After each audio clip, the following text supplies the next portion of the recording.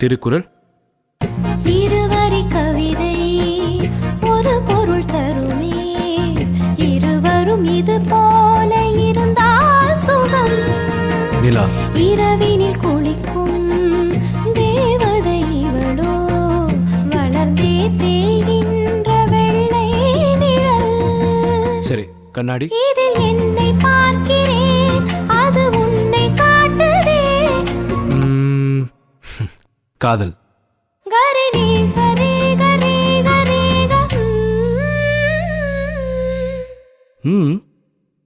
நம் நான்கு கண்ணில் தோன்றுகின்ற ஒற்றை கனவடா. Wow, beautiful.